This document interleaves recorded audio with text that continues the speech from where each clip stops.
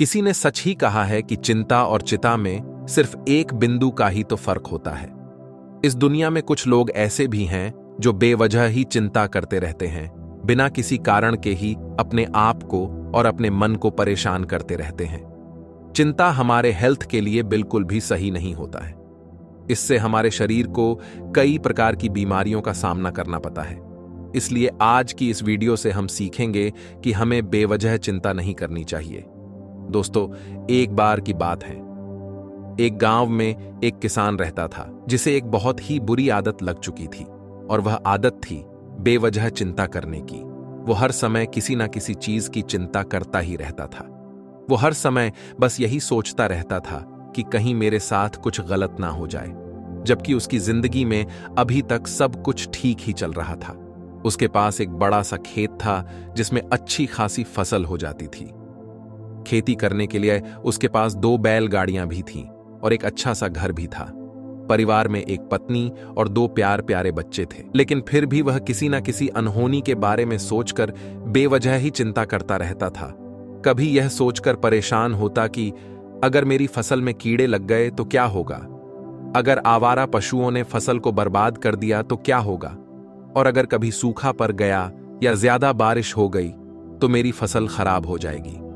तो कभी वह भविष्य की अन्य बातों के बारे में सोचकर बेवजह चिंता में डूबा रहता था, जैसे कि कहीं खेती के समय मेरे बैल बीमार ना पड़ जाए, मेरे बच्चों का भविष्य कैसा होगा, कहीं बुढ़ापे में मुझे कोई बड़ी बीमारी तो नहीं हो जाएगी, मेरे बच्चे बुढ़ापे में मेरा ख्याल रखेंगे भी या नहीं, वगैरह वगैरह। अपनी इस लगातार बेमतलब चिंता करने की आदत की वजह से वो हमेशा परेशान रहने लगा था।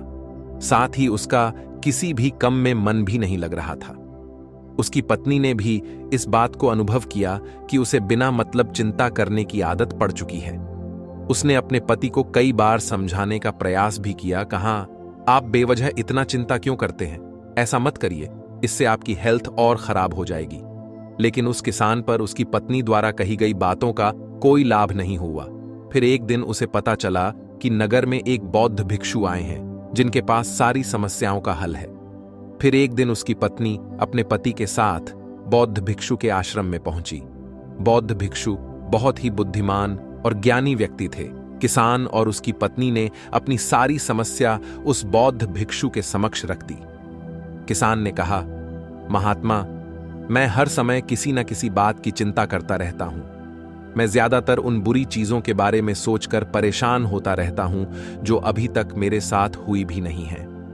किसान की समस्या को पूरे ध्यान से सुनने के बाद बौद्ध भिक्षु ने कहा, ठीक है, तुम दोनों कल सुबह आना और फिर मैं तुम्हें तुम्हारी समस्या का समाधान बता दूंगा।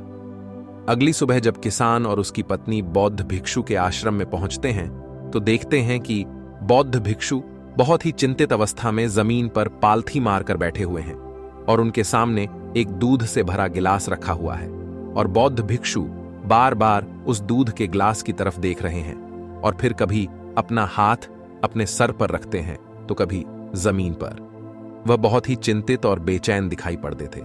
यह देखकर किसान ने पूछा, महात्मन, आप इतने परेशान क्यों लग रहे हैं?